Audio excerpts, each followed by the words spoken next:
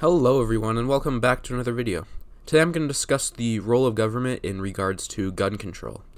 A very divisive issue in the modern political scene. So, to begin with, what is the role of government? Obviously, the role of government, as I've explained in multiple videos before, is to monopolize force and extract force from society. So how does this relate to guns? Well, guns are a mechanism by which one can use force on another person. Now, obviously, you can't regulate this and say, just because this has the potential for force, we have to ban it from society.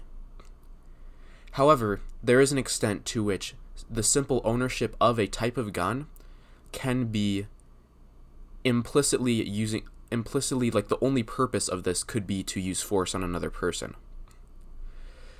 So let's start by explaining some valid uses for guns that obviously we need to protect. One, obviously, like hunting. That's something that people want to do. That's like a good thing. And then partially the idea of we need to defend ourselves from the government, although that's a less important reason than people often make it, because I think if there was a time when we actually had a chance of rebelling against the government, people would be stockpiling arms and usually ignoring government bans if we're rebelling against the government. So then the third and most important reason would probably be self-defense. There's times when you call the police and the police aren't going to get there right away, obviously, just due to the obvious time constraints of the police and the obvious life or death scenario that you're in if someone's trying to kill you. So, obviously you need a gun to some extent at that point. And I'd say that's the most important reason for owning a gun, is self-defense. So, where should the line be drawn on what sort of things should the government step in and ban? Because, okay, the government obviously has some role in this, as guns are a means to using force on another person.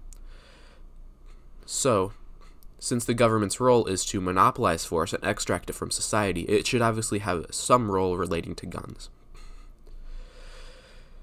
So this is the basic principle on which I begin to think about gun control. And there's a lot of answers that I honestly don't have yet, but I say this is the fundamental principle that we need to begin with when we begin thinking about gun control. So to begin with, what sort of things should probably be banned? Obviously, something like nukes. You don't need that for self-defense. That's going to wipe out an entire society. But, yeah, so obviously you don't need nukes for self-defense, because usually self-defense is just a one-on-one or a multiple-on-one confrontation. So, yeah, you wouldn't need a nuke. Second, you wouldn't probably need a sniper rifle, because in a self-defense situation, if the person's miles away, you're not going to need to defend yourself if someone's miles away from you. So obviously owning a machine gun or not a machine gun, we'll get to that later, is obviously owning a sniper rifle is implicitly using force, because that's the only way that you can use it, is to initiate force. Because if someone's that far away from you, they're not threatening your life. You can just call the police and they'll pull up. And yeah. So then, next you have machine guns. Usually you're probably not going to need a machine gun I can't think of a scenario in which you need a machine gun to defend yourself. If you're going to need to start spraying a bunch of people and taking out a whole bunch of people, I can't see a situation in which that'd be necessary, unless maybe the government's coming at you, in which case you begin to ignore government rules anyways. So usually a self-defense situation might be one-on-one, or up to 5-on-1. That's an extreme situation. But in all of those cases, the odds are you're probably not going to need a machine gun in such a scenario. So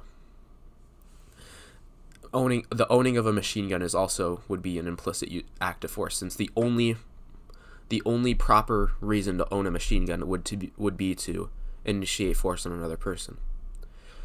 So then, I personally think the line should be fully automatic guns versus semi-automatics. Semi-automatics, you have to pull the trigger every single time before when you're shooting it.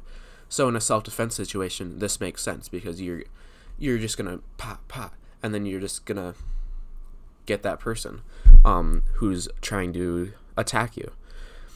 So then ultimately that's all really the force that you would need in such a situation. So I would say that the line should be at fully automatic guns. And then the question of background checks, I'd say they would probably be somewhat necessary, as guns are implicitly going to be used for force eventually. So the government should have some role in making sure that crazy people don't get access to guns. I'd say I'm pretty moderate on the issue of gun control.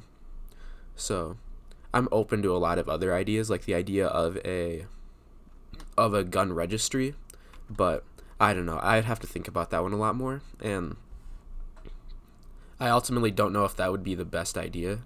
Just like requiring that people tell the government exactly what they own and like exactly what guns they own. I'm skeptical of that, especially with like the current administrations and all that. Yeah, but yeah, that's it. I think that's all I have to say for today. Thank you guys for watching, and I hope to see you guys in the next video. Peace.